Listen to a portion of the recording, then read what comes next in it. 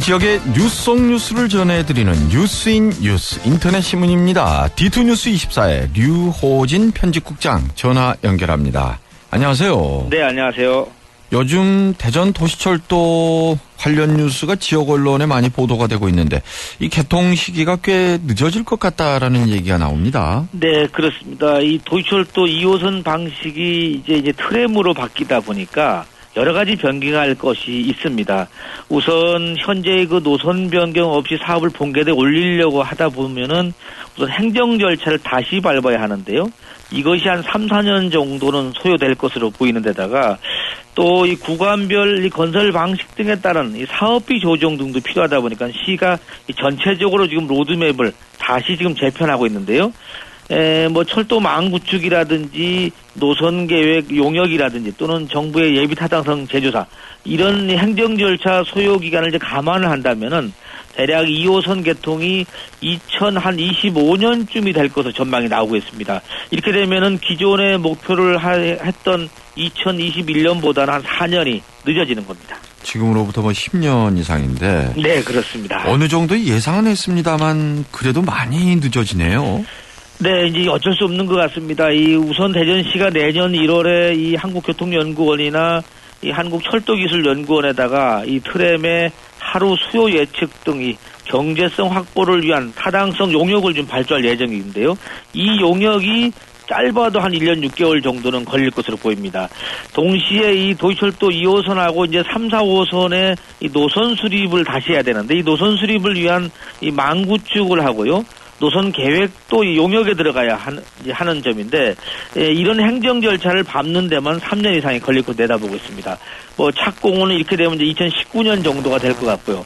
본격 공사에 가고 한다고 해도 이 기본 설계하고 또 실시 설계 이런 과정을 다 거쳐야 되기 때문에 뭐 공사 기간만 해도 길어는 한 6년 정도가 들 것으로 예상이 되고 있습니다. 그런데 이마저도 예비 타당성 조사를 다시 받는 것, 이건 빠져 있는 것 아닌가요? 네, 그렇습니다. 사실 예비 타당성 조사가 이제 다시 받을 것이냐 말 것이냐는 건 이제 경제성 용역 결과가 나와봐야 알겠는데요. 이게 만약에 다시 받아야 된다면 행정 절차가 또 최소한 한 5년 정도는 뒤로 밀리게 됩니다. 이 개통 시기가 그만큼도 수년된다고 볼 수가 있는데 이런 점에다가 또 하나가 변경이 되는 것이 사업비입니다.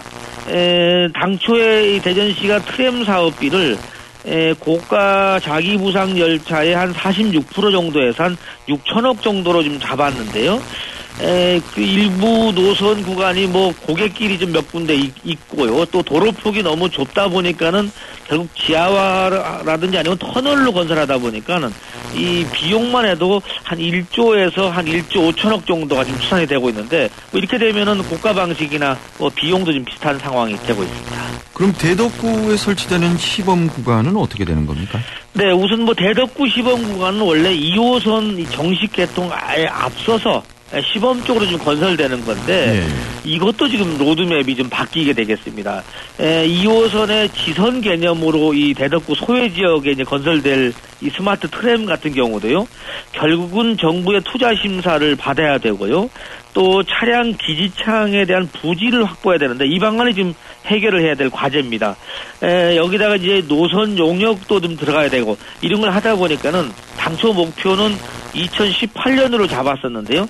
이것도 한 3년 정도가 늦어져서 한 2021년 정도에 정식 개통을 좀 목표로 어떤 대전시가 재수정을 했습니다. 그리고 어제 대전시 인사가 있었는데 승진자가 꽤 많았다고요? 네, 그렇습니다. 어제 인사가 단행이 됐는데요. 3급 부의사관 승진자가 7명으로 역대 최대 규모라고 합니다. 근데 이것은 이 5, 6년생들, 그러니까 베이비 부모 초기 분들이 상당히 이번에 많이 명예퇴직을 하다 보니까 인사폭이 상당히 커졌습니다. 주요 인사 내용을 좀 설명드리면요. 이 강철구 이 보건복지국장이 직무대리 꼴을 뗐고요. 환경독지국장의 최규관 환경정책과장이 그리고 도시주택국장의 정모주택과장이 승진했고요. 이중환 교통국장은 이 경제산업국장으로 자리를 옮겼고요. 이 건설교통국장의 교육 갔다가 돌아오는 박용재 씨가 맡게 되겠습니다. 여기에 이 김우현 감사관이 자치행정국장으로 자리를 옮겼고요. 정관성 기획관이 문화체육관광국장 그리고 박월원 유성구 부구청장이 이 도시재생본부장으로 옮겨 앉았습니다. 우리 뇌의 건강 나이를 알 수 있는 지도가 개발됐다고요? 네, 이것은 이제 한국표준과학연구원이 국내 11개 대학병원하고 같이 한국인 허혈 뇌지도를 완성했는데요. 이 뇌경색 위험을 예측할 수 있는 이 표준 자료라고 할 수 있겠습니다.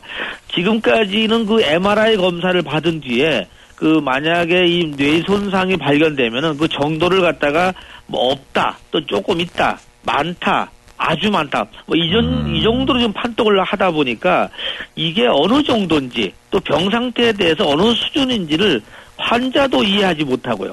의사들도 치료하는데 좀 한계가 있었다고 합니다. 근데 이 앞으로는 이 만성적인 뇌혈류 순환장애 정도를 이 등급화한 허혈 지도를 활용하게 되면은 자신의 이 만성 허혈성 뇌손상이 이 우리나라 뇌경색 환자 100명 중에 어느 정도 수준인지 이거를 알 수 있게 됐다는 겁니다. 예.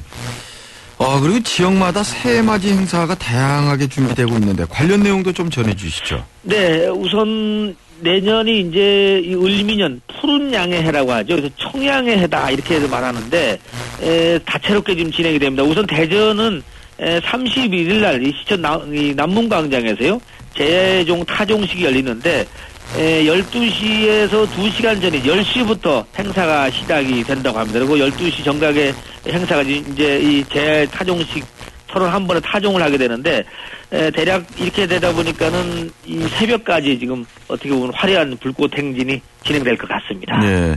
차량 통제되는 구간도 있죠? 네, 그렇습니다. 이렇게 되다 보니까는 행사장 인근 둔산동 까치 사거리부터 시청 사거리까지 300m 구간은 오후 8시부터 행사가 끝날 때까지 전면 통제가 되고요. 도시철도는 새벽 1시까지 연장 운행이 된다고 합니다. 또 하나는 동구청에서 매년 하는 십장산 일출 해맞이 행사도 올해 여전히 지금 진행이 된다고 합니다. 네, 플러스 시간입니다. 중도일보 김덕기 부국장이요. 한국 청년 유권자 연맹 대전지부에서 주는 대전을 빛낸 최고 인상. 그래서 이 최고 기자상 부문에 선정이 됐다. 오늘 시상식이 있다고 합니다. 축하드립니다. 이 최근에 지금 지방 언론, 중앙 언론 할 거 없이 이완구 새누리당 대표 기사가 많이 나오는데요. 청와대 개각이 임박했는데 이완구 총리론이 힘을 받고 있다. 이런 뉴스도 오늘 또 올라와 있는데요. 세월호 참사 어떤 쟁점 처리 과정에서 정치력이 좀 부각됐다는 배경, 여기에다가 캐스팅 보트를 쥐고 있는 충청권 출신이라는 상징성도 뒷받침이 되고 있다고 합니다. 다만 차기 총선이나 대선에 대비해서는 좀 시기상조가 아니냐, 이런 분석도 여전히 나오고 있다고 합니다. 이석화 청양군수 새누리당 복당이 확정됐다고 합니다. 대전시 국장과 과장급 인사 82명 인사가 어제 발표가 됐는데요. 부구청장들도 좀 바뀌었네요. 유성구 부구청장의 김상휘, 대덕구 부구청장의 윤태희 국장이 각각 갔고요. 교육소 돌아온 박용재 씨가 교통건설국장, 그리고 양승찬 씨가 인재개발원장을 각각 맡는다고 합니다. 이강혁 씨가 정책기획관으로 갔죠. 네, 아무튼 축하드립니다. 이상 플러스 뉴스였습니다.